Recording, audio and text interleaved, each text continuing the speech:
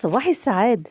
أنا هنا في وصفات الغلابة جايالك من الزمن الجميل. هنقدم مع بعض وصفات سهلة جدا واقتصادية وبسيطة وعلى قد الإيد. بس طبعا وزي كل فيديو، لو أول مرة تشوفيني وعجبك الفيديو ما تنسينيش باللايك والشير وتمني لي من قلبك الخير. كومنت حلو كده منك تقولي لي بتتابعيني منين. خلص الفول أنا مش مسؤول. النهارده بقى يا بنات هقدم لكم طريقة سهلة جدا للفول المدمس. والطريقة دي يا بنات معظم الناس بتبقى تشتكي من الفول المدمس اللي بيبقى بقشره انه بيتعب القولون، بيعمل حاجات مش ظريفه كده في المعده. فالنهارده هدمس لكم الفول بطريقه مختلفه، مش بفول التدميس. مش قلت لكم هبهركم؟ يعني هبهركم. اول حاجه يا حبايب قلبي، انا جبت زي ما انتم شايفين نص كيلو من الفول المدشوش، وعليهم كوبايه من العدس الاصفر وكوبايه من العدس البني، عدس بجبه وعدس اصفر. طبعا المقادير سهله جدا وبسيطه. يعني لو جبنا نص كيلو الفول ب25 جنيه او ب20 جنيه هنلاقي موجودة عندنا كوباية العدس سواء كان اصفر او بجب، جزرية يا بنات، وطماطمايه.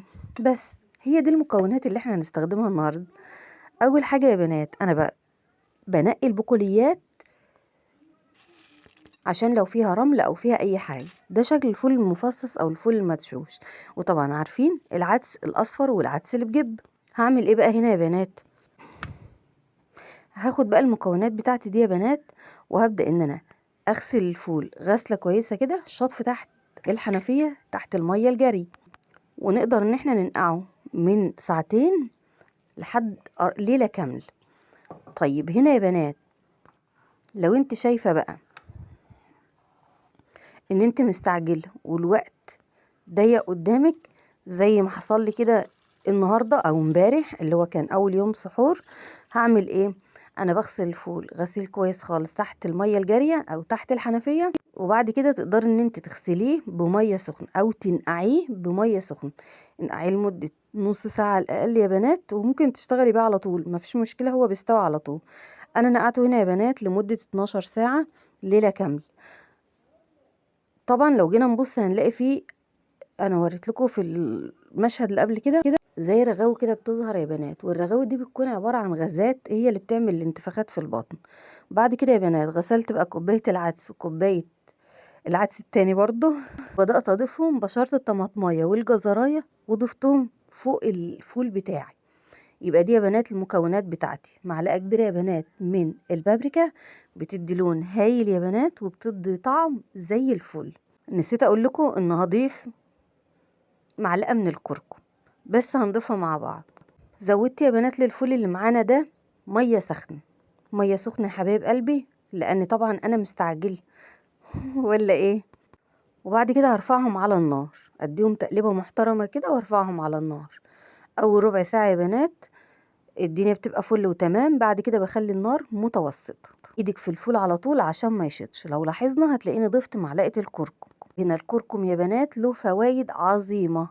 الكركم يا بنات بيدي لون هايل، زي ما انتم شايفين ما شاء الله مية الفول زي الفل زي فول العربيات بالظبط. طيب هنا هعرف ان الفول استوى ازاي؟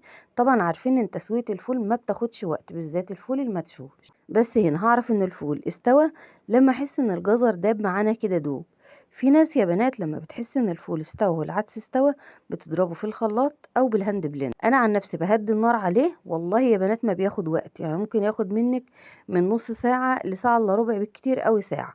بهدي بقى النار في المرحلة دي وبديها كده ايه تسوية على الهادي لحد ما احس ان كل الخليط اللي معانا داب كده ونعم مع بعض. زي ما انتم شايفين طبعا المراحل بوريها لكم خطوة بخطوة يا بنات. النار بقى بتبقى هادية، وزي ما حضراتكم بقى شايفين الفول ما شاء الله بيزبط كده وبيبقى هايل معانا يا بنات. حاجة كده بجد لوكس اللوكس. الفول ما شاء الله خلاص دخل لمرحلة التسوية الأخيرة، وخلاص كده يا بنات الفول يعتبر بقى جاهز معانا. شايفين بقى اللهم بارك داب دوب يا بنات في قلب الحل. هبدأ بقى ان انا اعبيه في اكياس، بس طبعا بعد ما يبرد يا بنات. والاكياس هنا هتبقى عندي على حسب الرغبة او على حسب الطلب، على حسب وجبتك هتبقى قد ايه. شوية زيت على شوية كمون وحبة ملح وليمونة، يبقى معاكي احلى طبق فول مدمس. والله يا بنات احلى من فول العربيات. تقدميه بطحينة بطماطم وفلفل كله شغال. عملنا مع بعض اللهم بارك تقريبا ب25 جنيه، ما شاء الله عدد ايام الاسبوع وزياده كمان. عينيهم في الفريزر نص كيلو بنص كيلو، ودمسي واملي بيتك بالخير. كل سنة وانتم طيبين. عاد عليكم الشهر الكريم بالخير واليمن والبركات. يا رب أكون كنت ضيفة خفيفة على الجيوب، خفيفة على القلوب. عملت معاكم فول مزبت كريمي بدون قشر، سهل وسريع. ما تنسوش تحبوا بعض.